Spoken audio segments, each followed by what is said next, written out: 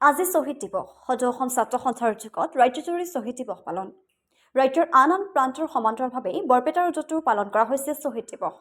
বৰপেটা জিলাৰ ছাত্ৰ সন্থাৰ উদ্যোগত আৰু বৰপেটা ৰোডৰ আঞ্চলিক সমিতিৰ সহযোগত বৰপেটা ৰোড শ্বহীদ খৰ্গেশ্বৰ তালুকদাৰ শিশু উদ্যানত দিনজোৰা কাৰ্যসূচীৰে শ্বহীদ দিৱস পালন।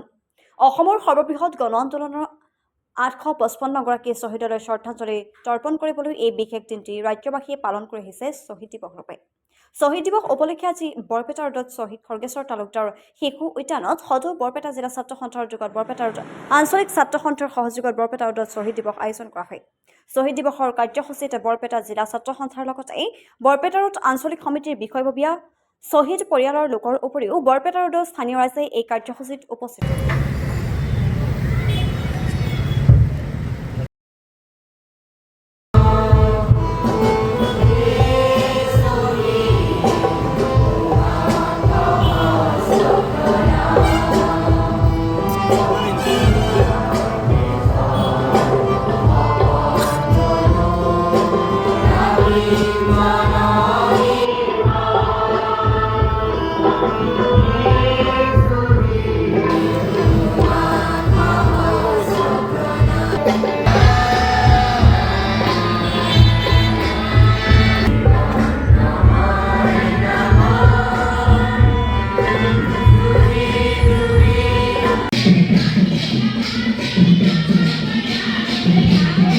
10 ডিচেম্বৰ আৰু 10 ডিচেম্বৰ উপলক্ষে আজি আমি সদৌ বৰপেটা জিলা ছাত্ৰ সন্থাৰ উদ্যোগত বৰপেটা ৰোড আঞ্চলিক ছাত্ৰ সন্থাৰ সহযোগত বৰপেটা ৰোডৰ শ্বহীদ খৰ্গেশ্বৰ তালুকদাৰ শিশু উদ্যানত আমি আজি শ্বহীদ দিৱসৰ আয়োজন কৰিছিলোঁ দিনজোৰা কাৰ্যসূচী। যি অসমৰ প্ৰথমজন শ্বহীদ খৰ্গেশ্বৰ তালুকদাৰ স্মৃতিত আমি প্ৰতি বছৰে আমি 10 ডিচেম্বৰ তাৰিখটো শ্বহীদ দিৱস হিচাপে পালন কৰি আহিছোঁ। আৰু আজিও আমি সদৌ বৰপেটা জিলা ছাত্ৰ সন্থাৰ উদ্যোগত আৰু বৰপেটা ৰোড আঞ্চলিক ছাত্ৰ সন্থাৰ সহযোগত আমি আজি শ্বহীদ দিৱস আমি উদযাপন কৰোঁ। আৰু আজি ৰাতিপুৱা ইতিমধ্যে কাৰ্যসূচী সামৰণি পৰিলে। ৰাতিপুৱা সদৌ অসম ছাত্ৰ সন্থাৰ পতাকা উত্তোলন কৰে আমাৰ সন্মানীয় সভাপতি ভাৰপ্ৰাপ্ত সভাপতি সদৌ বৰপেটা জিলা ছাত্ৰ সন্থাৰ। তেওঁ শ্বহীদ তৰ্পণ, শ্বহীদৰ প্ৰতিচ্ছবিত মাল্যাৰ্পণ আৰু লগতে ইতিমধ্যে আমাৰ আই মাতৃসকলৰ নাম প্ৰসংগ চলি আছে। আৰু সন্ধিয়া বন্তি বজনৰ লগতে আমাৰ মহিলাসকলৰ আই মাতৃসকলৰ নাম প্ৰসংগ চলিব। আৰু সকলো ৰাইজৰ উপস্থিতি আমি যিহেতু আমাৰ দিনজোৰা কাৰ্যসূচী আমি সমূহ ৰাইজৰ উপস্থিতি আমি আন্তৰিকতাৰে কামনা কৰিছোঁ। পৰিতাপৰ বিষয় বুলি ভাবোঁ যে আমি নিজৰ অস্তিত্বৰ কাৰণে আন্দোলন কৰিবলগীয়া হৈছিল। আৰু 10 ডিচেম্বৰ 1979 চনৰ শ্বহীদ খৰ্গেশ্বৰ তালুকদাৰে আত্মহুতি দিছিল দেশৰ কাৰণে আৰু সেইটো শ্বহীদ হৈছিল। সেই শ্বহীদ হোৱা আৰম্ভ হৈ 860জন শ্বহীদ হৈছিল।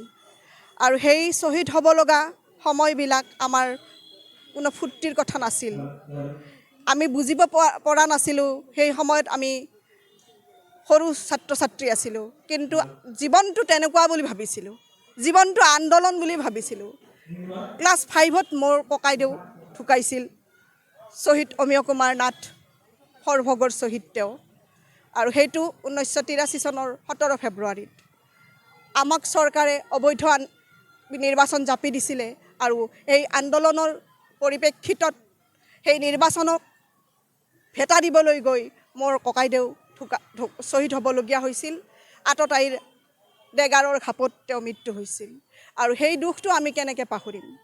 যি সময়ত মোৰ ককাইদেউ থানাত পৰি আছিল, সেই সময়ত আমাৰ ঘৰত আকৌ দুৰ্বৃত্তই জুই জ্বলাই দিছিল দিনৰ ভাগত।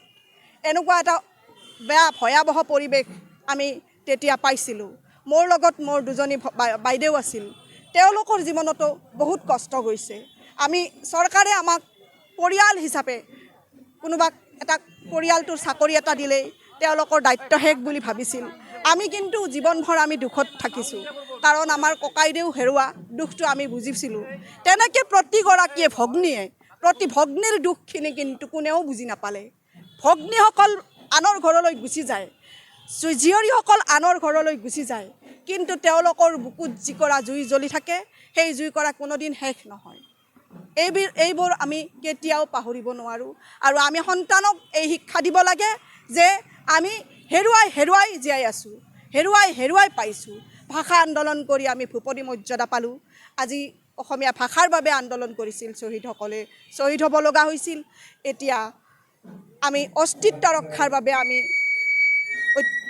আত্মজা দিব লগা হৈছিল, শ্বহীদ হ'ব লগা হৈছিল। আৰু এই 860জন শ্বহীদক আমি একেলগে দেখোঁ এটা মজিয়াত। সেই দিনটো হৈছে 10 ডিচেম্বৰ।